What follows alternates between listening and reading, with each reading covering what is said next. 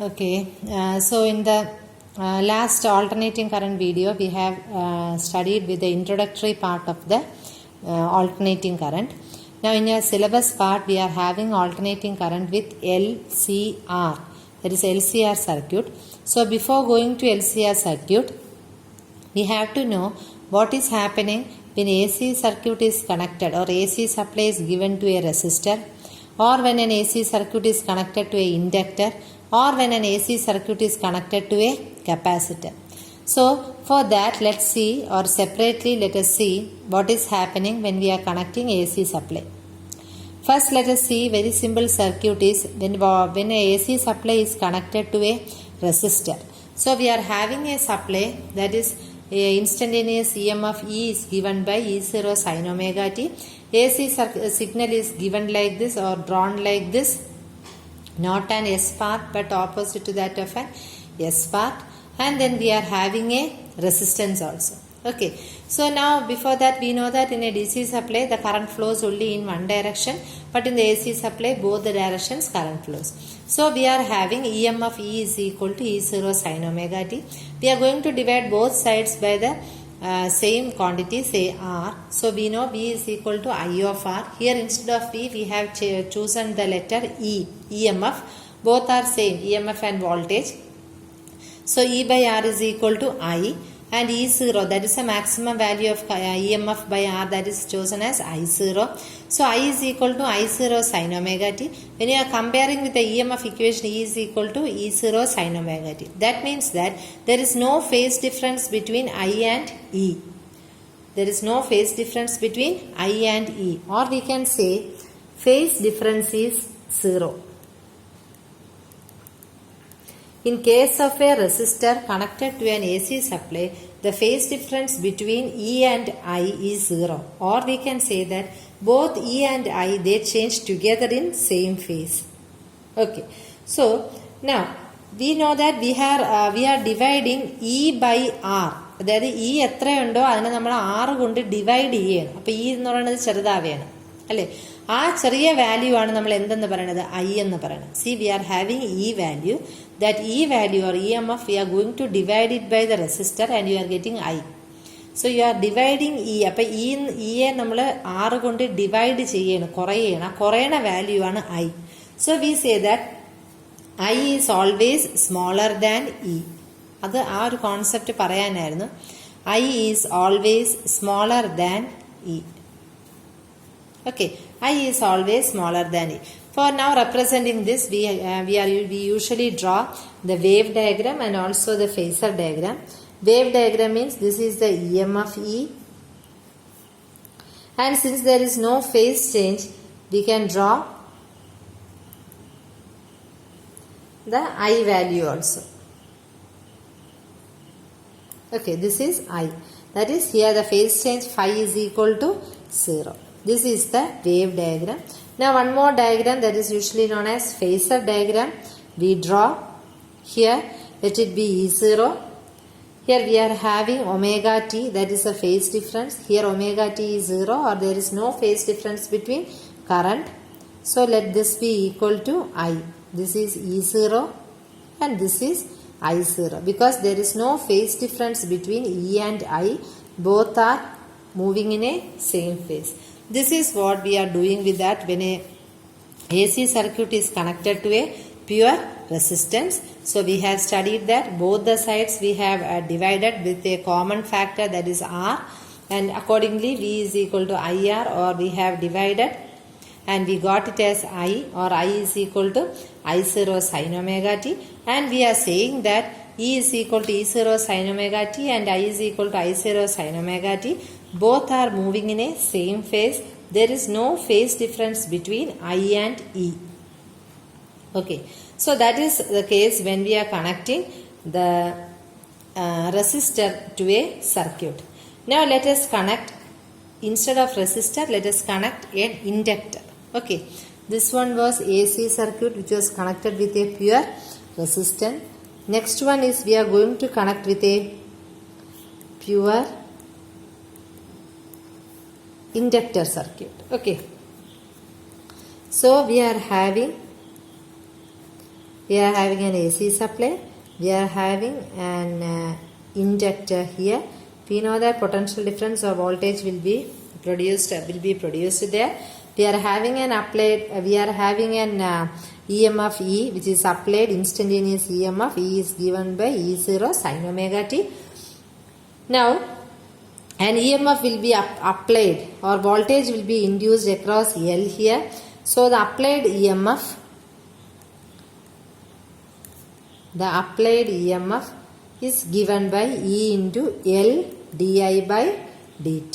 Okay, but EMF induced in the inductor,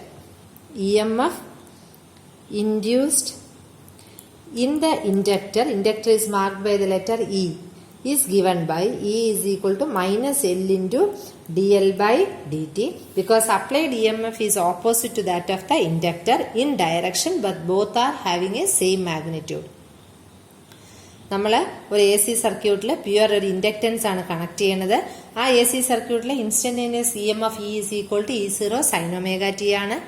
okay, നമ്മളൊരു EMF apply ചെയ്യുമ്പോൾ ആ ഇൻഡക്ടറിന്റെ അക്രോസിന് നമുക്കൊരു EMF പ്രൊഡ്യൂസ് ചെയ്യും. That is minus L into D L by D T. Minus എന്ന് പറയുന്നത് it is opposite in direction but it is same in the magnitude. അത് കാണിക്കാനാണ് ആ മൈനസ് സൈൻ കാണുന്നത്. So the applied EMF is E into L D I by D T, or അതിൽ നിന്നും നമുക്ക് D I is equal to E by L into D T. Okay, D I is equal to E by L into D T. ഇനി നമുക്കറിയാം I കാണണമെങ്കിൽ we need to integrate it. For that I is equal to integral ഇക്ക് പകരം നമ്മൾ E0 sin omega t by L into dt. When sin omega t is integrated, you will get it as minus cos omega t by omega. So that is I is equal to minus E0 by L cos omega t by omega. Okay, this is what we are getting. Okay, so E0 by L, L എന്ന് പറയുന്നത് ഇവിടെ inductance ആണ്. അപ്പൊ നമുക്കറിയാം അവിടെ ഒരു potential difference or EMF is induced across L. So L എന്ന് പറയുന്നത് അതൊരു it is acting as a resistance here. So E by I അല്ലെങ്കിൽ ഇ ബൈ ആർ അല്ലെങ്കിൽ ഇ ബൈ എൽ എന്ന് പറയുന്നത് that is I. So it is since it is I0, we can write it as minus I0 cos omega t. Okay, minus I0 cos omega t, where I0 is equal to E0 by L omega, where I0 is equal to E0 by L omega. Now, if you are seeing this equation,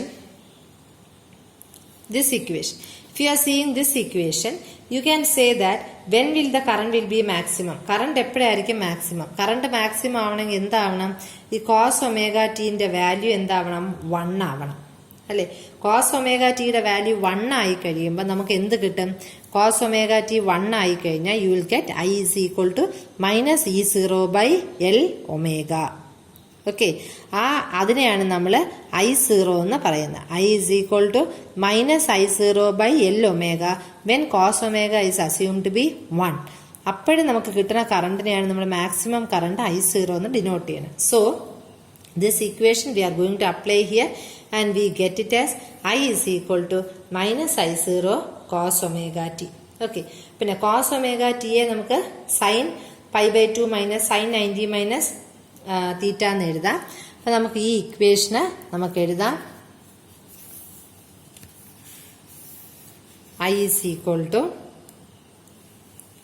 I0 sin 90 minus theta. Okay, minus I0 and minus sin 90 minus theta. We know that sin minus theta is equal to minus sin theta. Therefore, I is equal to I0 sin omega t minus π/2. Okay, so I is equal to I0 sin omega t minus E/2. We already have an equation E is equal to E0 sin omega t. നമ്മൾ ഈ രണ്ട് ഇക്വേഷനൂടെ compare ചെയ്യുമ്പോൾ it is very natural to see that I is lagging behind a value minus pi by 2 or E gross by I by a value pi by 2 or I is behind. I lags behind EMF by a phase difference of pi by 2 or EMF is increasing or leading the current by a value of pi by 2. So we call it as a phase difference as pi by 2. Okay, now we have to draw the corresponding wave diagram and also the corresponding phasor diagram. Let us first draw the wave diagram when a pure inductor is connected. Okay, so this is the EMF value, this is E. We were saying that the current is lagging behind minus pi by 2. അതായത് current E M എഫിനെ കാട്ടി pi by 2 കുറവാണ്. അതായത് അപ്പം നമുക്കപ്പം E M F E എന്ന് പറയണത് ഇത് pi ആണല്ലോ, അപ്പം ഇത് പൈ ബൈ 2 ആണ്. അപ്പം ഇ എം എഫ് ഇവിടുന്ന് 0-ൽ നിന്നും മാക്സിമം വാല്യൂ ചെന്നിട്ട് പൈ ആവുമ്പം നമുക്ക് എവിടുന്നേ കറണ്ട് സ്റ്റാർട്ട് ചെയ്യുള്ളൂ? ഈ പൈ ബൈ 2-ൽ നിന്നേ കറണ്ട് സ്റ്റാർട്ട് ചെയ്യുള്ളൂ. അതായത് കറണ്ട് ഈസ് ലാഗിങ് ബിഹൈൻഡ്. അപ്പം ഇവിടെ തൊട്ട് ഇതുവരെ കറണ്ടിന്റെ വാല്യൂ എന്ന് പറഞ്ഞാൽ അസ്യൂം ടു ബി 0. സോ നമ്മൾ ഇനി പറയാണ്, അപ്പം നമ്മളെ ഗ്രാഫ് എന്ന് പറയുന്നത് it is starting from here. We already told that I is less than E. So ഐയുടെ വാല്യൂ എപ്പോഴും എന്തായിരിക്കും? കുറവായിരിക്കും. ഐ എന്ന് പറയുന്നത് ഇയെ കാട്ടി കുറവായിരിക്കും. This is what we say that I is lagging behind E M F by pi by 2. ഇത് 0 ആണ്. ഇതാണ് നമ്മൾ ഐയുടെ വാല്യൂ പറയുന്നത്. Okay, this is I and this is E. അല്ലെങ്കിൽ നമുക്ക് പറയാം മാക്സിമം വാല്യൂ എന്ന് പറയുന്ന ഇയുടെ മാക്സിമം വാല്യൂ E0, ഈ ഐയുടെ ഈ മാക്സിമം വാല്യൂ I0. അപ്പൊ എന്തുകൊണ്ടാണെന്ന് പറഞ്ഞാൽ since I is lagging behind E by a factor minus pi by 2. Phasor diagram വരയ്ക്കുമ്പം ഇയിൽ നിന്ന് പൈ ബൈ 2 എത്തുമ്പോൾ, അതായത് ഈ മാക്സിമം പൈ ബൈ 2 എത്തുമ്പോഴേ കറണ്ട് 0 ആണ്. It is lagging behind and when it is reaching pi by 2 the current starts flowing. അതാണ് നമ്മൾ വരച്ചത്. ഇതെന്ന് പറയണത് 3/2 പൈ, ഇതെന്ന് പറയണത് 2 pi. So this goes on. So we can say that there is a phase difference of pi by 2. ഇതിനെയാണ് നമ്മൾ phase difference എന്ന് പറയാം. ഓർ ഇത്രയും വേണമെങ്കിലും പറയാം, ഫേസ് ഡിഫറൻസ് ഓഫ് 5/2. ഓക്കെ, ഇനി നമ്മൾ ഇതിന്റെ കറസ്പോണ്ടിങ് ഫേസർ ഡയഗ്രാം വരയ്ക്കണം. Here we are having say E0 and here we are having a phase difference omega t. Maximum value of E, ഇതാണ് E, ഇതാണ് E. ഇതിന്റെ മാക്സിമം വാല്യൂ എന്ന് പറയുന്നതാണ് E0 and we have told that it is lagging behind. ഇപ്പൊ എന്താണ്? Pi by 2. The current is lagging behind by a value I0. ഇതാണ് I. Okay, so the projection on the oscillation line, ഇതാണ് നമ്മൾ E is equal to E0 sin omega t എന്ന് പറയുന്നത് ഈ പ്രൊജക്ഷനെയാണ് E0 sin omega t എന്ന് പറയുന്നത്. Current is also flowing like this. So when the phasor ഈ ഇങ്ങോട്ട് മാറുന്തോറും ഈ കൂടെയാണ്, അതേസമയം ഈ കറണ്ട് ഇങ്ങോട്ട് മാറുന്തോറും I കുറയുകയാണ്. That is E increases I decreases. ഈ ഇവിടുന്ന് ഇങ്ങനെ മൂവ് ചെയ്ത് ഇങ്ങോട്ട് വരുമ്പോൾ E is increasing. At the same time when I is started to move it is decreasing. So when E increases I decreases. We know that inductor is made up of pure copper. അപ്പം അതിന് resistance 0 ആണല്ലോ. എന്നാലും അതിനും ഒരു opposition current ഉണ്ട്. നമുക്ക് resistance പറയണത് പോലെ ഇൻഡക്ടർ കോപ്പർ ആവുമ്പം അതിന് റെസിസ്റ്റൻസ് ഇല്ല, അതായത് കറണ്ട് ഫ്ലോ ചെയ്യുമ്പം ഇൻഡക്ടറിന് റെസിസ്റ്റർ ഇല്ല. Still there is some opposition there. Resistor എന്ന് പറഞ്ഞാൽ ഒപ്പോസിഷൻ അല്ലേ. അതായത് വെനെവറെ ഒരു കറണ്ട് ഫ്ലോ ചെയ്യാൻ തുടങ്ങുമ്പം അവിടെ ഒരു മാഗ്നറ്റിക് ഫീൽഡ് ഉണ്ടാവും, ഒരു മാഗ്നറ്റിക് ഫീൽഡ് ക്രിയേറ്റഡ് ആവും. മാഗ്നറ്റിക് ഫീൽഡ് ക്രിയേറ്റഡ് ആകുമ്പോൾ നമുക്കൊരു ഓപ്പോസിറ്റ് EMF അവിടെ ഇൻഡ്യൂസ് ചെയ്യും.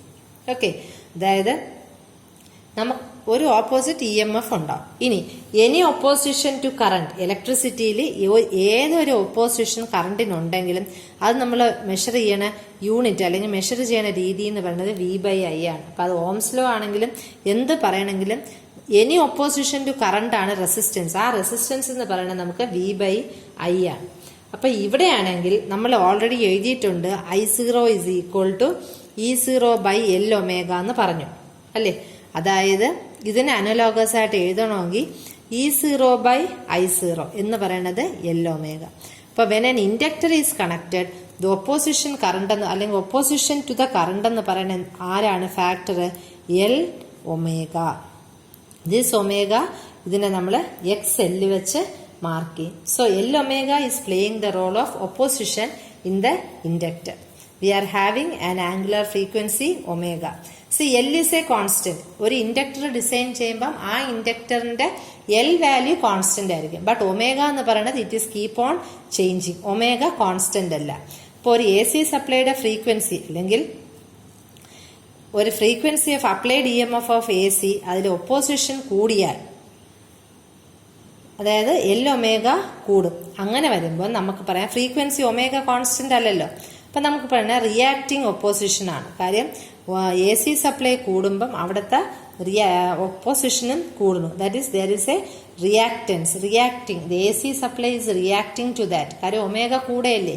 ഫ്രീക്വൻസി കൂടുമ്പോൾ L omega is also increasing. അപ്പോൾ നമ്മളൊരു അപ്ലൈഡ് EMF അല്ലെങ്കിൽ ഒരു അപ്ലൈഡ് ഫ്രീക്വൻസി കൊടുക്കുമ്പോൾ L ഒമേഗ കൂടും. That is it is reacting.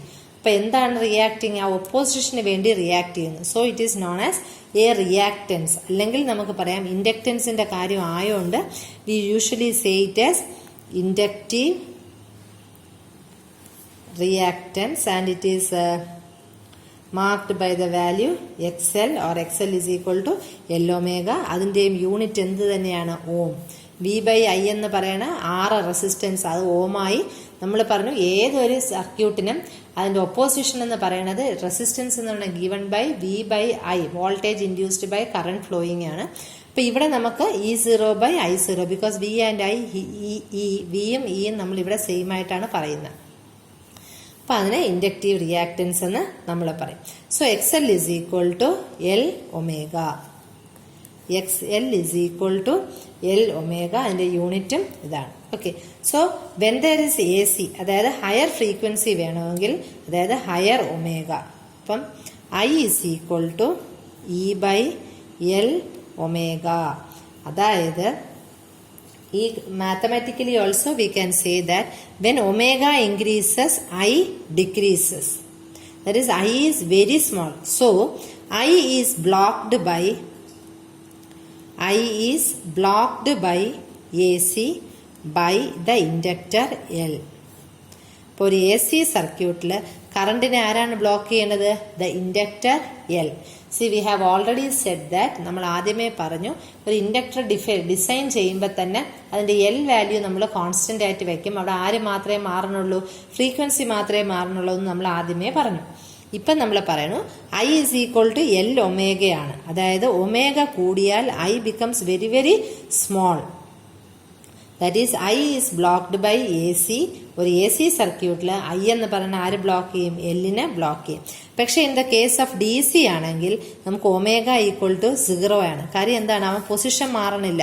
ഇങ്ങനെ സ്ട്രെയിറ്റ് ആയിട്ട് ഇങ്ങനെ DC സപ്ലൈ ഇങ്ങനെ സ്ട്രെയിറ്റ് ആയിട്ട് പോവുകയാണ്. ACയെ പോലെ മാറുന്നില്ല. അങ്ങനെ സ്ട്രെയിറ്റ് ആയിട്ട് പോകുമ്പം direction is not changing. So I is very high. I very high എന്ന് പറഞ്ഞാൽ ഒമേഗ സ്ലോ ഇല്ലേ. അതായത് DC is allowed to pass. Direct current ഒരു ഇൻഡക്ടറിൽ കൂടെ പോവും. So L allows DC. ഒരു ഇൻഡക്ടർ DC പാസ് ചെയ്യാൻ അലൗ ചെയ്യും. പക്ഷെ ആരെ ബ്ലോക്ക് ചെയ്യും? ACയെ ബ്ലോക്ക് ചെയ്യും. Okay, this is what when we are saying about a resistor and a capacitor when they are connected to an AC supply. Thank you.